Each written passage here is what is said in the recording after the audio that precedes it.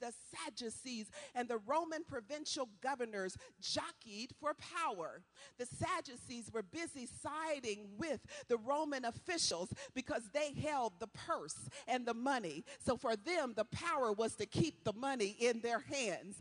The Pharisees jockeyed for the power around the word, for they felt that they were the citizens who were supposed to take care of the word, not only the written word, but the oral word. And they differed from the Sadducees in that they agreed that the written word was as powerful as the oral word. In other words, when God spoke to Moses on Mount Sinai, that was the word.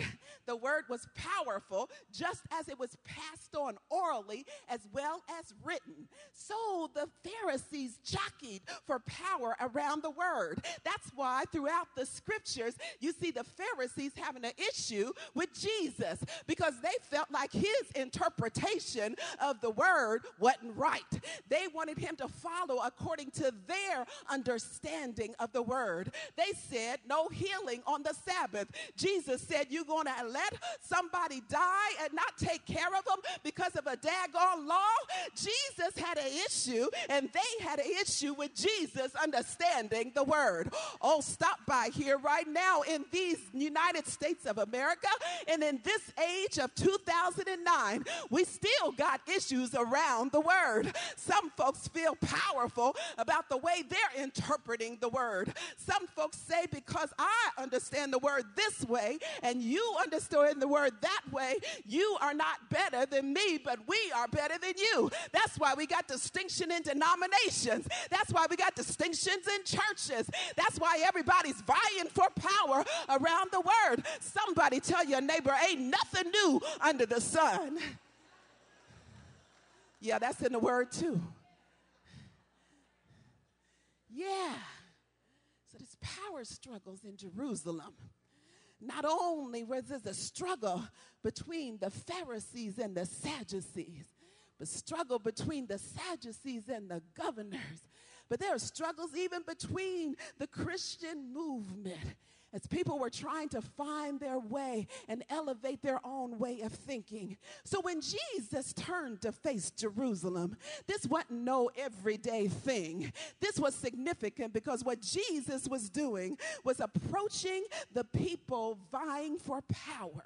The hour had now come for Jesus to face the powers that be and to reveal to them the power that reigned over all earthly powers. I said something right there. See, he was coming to reveal to them. Y'all think y'all got something now, but I'm bringing into existence. I'm bringing into your understanding. I'm about to reveal to you a power that is greater than any power you have ever seen. He knew the power that he was talking about, for it was the power from his Father that he understood and that we only read about, which said he spoke to the Son and called into it existence. He spoke and the world came about. He spoke and he caused the distinctions between heaven and earth. See, Jesus understood what power was all about. And so as he turned to face Jerusalem, he turned to usher in a new kind of power. Oh, I don't know what you know, but I'm grateful to God for ushering in a different kind of power, because I'm tired of struggling with the powers on this land. I want to look forward to the power from on high. I want to understand that power. I want to tap into that power. Jesus said, look here, when he turned to face Jerusalem, he understood that he was ushering in a new kingdom with a different kind of power. He turns to Jerusalem, and at last, in facing it, he sets in motion the revelation of his true identity. Up until this time, people had been speculating on who Jesus was. Even his disciples from time to time did not really understand who Jesus was. Up until this time, he had had issues with Pharisees and Sadducees trying to figure out who he was. Up until this time, he had sometimes demons understanding who he was, but folks who were in the cloth, folks who understand religion, who did not understand who he was. But now, Jesus ushers in the revelation of who he is. His identity.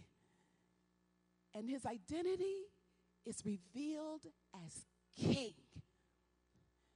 Not just Savior, King. Not just Redeemer, but King. King. Facing the powers that be in Jerusalem. King. Facing the folks who thought they had power. King Jesus speaks anew and afresh a revelation about his kingship. And because he ushers this in, I want to understand it better, because I believe in this day and this time that we all stand in need of reviewing and living like we understand what Jesus' kingship is all about. Oh, how do you know it? Because when we surrender to the powers that be, when we surrender to the working of Satan, when we surrender to what we see and we hear only and not what our heart and our faith knows, then we've got problems dealing with the kingship of Jesus Christ. For you see, the kingship of Jesus Christ speaks to the powers that be and tells them, get back.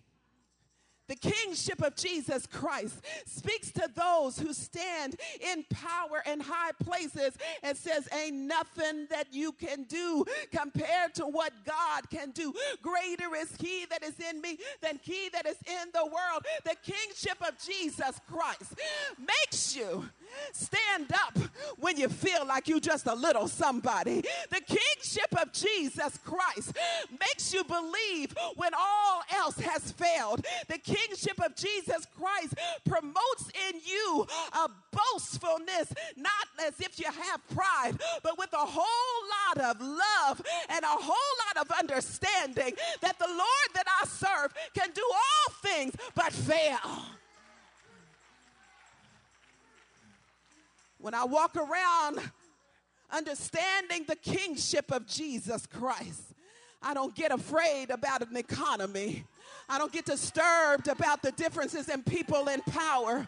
I don't get upset about what holds true for tomorrow, for I don't know about